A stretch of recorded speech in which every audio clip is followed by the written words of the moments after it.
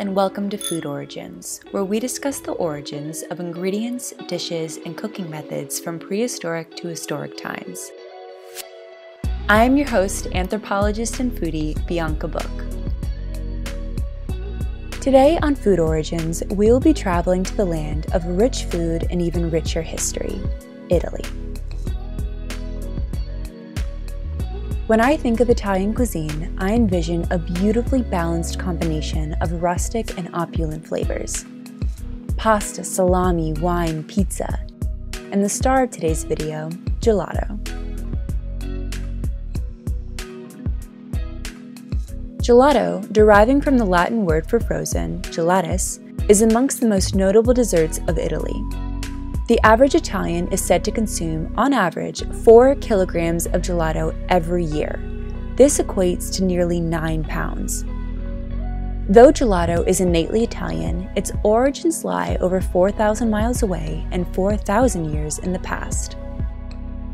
As early as 2000 BCE, China began experimenting with the production of chilled and frozen foods, one of which was a thick frozen syrup which was made by placing sweet syrup in containers that were insulated with snow and salt.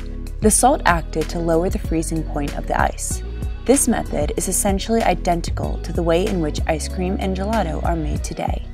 However, China is not the only contributor to the history of frozen desserts. By the beginning of the 4th century BCE, the Persian Empire had created their own version of the frozen syrup known as Sharbat.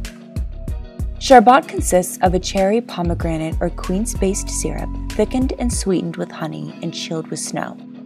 To Westerners, the word Sharbat may seem very familiar. This is because it is the linguistic origin for the English word sorbet, which it reflects in name and in essence. After the conquest of Persia in 633 AD, the newly residing Arabs sweetened the Persian staple of Sharbat with sugar.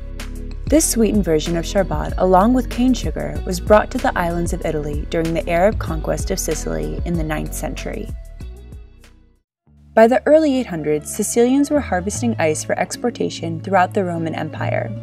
Though it may seem ironic, ice was harvested from the icy caves of Mount Etna, Europe's tallest active volcano.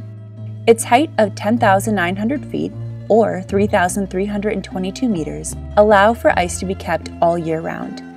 Ice was used to cool juices and wines and was stored in underground chambers and in ice houses. Due to the efforts of ascertaining and maintaining ice, it was a luxury for the rich. The introduction of Sharbat by the Arabs to Sicily gave ice a new purpose, to be consumed with fruits and sugars. This Italian version of Sharbat is known as granita or sorbetto, which is finer in texture, the predecessor to gelato. With any great invention, there are historical discrepancies regarding the original creator of gelato. Cosimo Ruggieri is thought to be the very first inventor of gelato, specifically the milk-based gelato, fior di latte. Gelato alla crema d'uovo, egg-based gelato, would be invented a short time later by the architect Bernardo Buontalenti. Ruggieri was the alchemist and astrologer for the influential and wealthy Medici family in 16th century Florence. When Catherine de' Medici sailed to Paris to marry Henry II, King of France, at the young age of 14, her staff accompanied her. In Paris, the young queen consort tasked the creative Ruggieri to wow the high courts with his alchemy and cooking talents. Ruggieri succeeded in his task, creating one of the most iconic and deliciously rich desserts to date by combining whole milk, cream, and sugar in a metal container and churning it over a mixture of ice and salt, rendering it to a dense, semi-frozen state. Gelato was an immediate success within the courts and aristocracy of the Renaissance. As it grew in popularity and ice became more available to all, the dessert and its byproducts trickled down the classes and developed into the globally beloved dessert of today.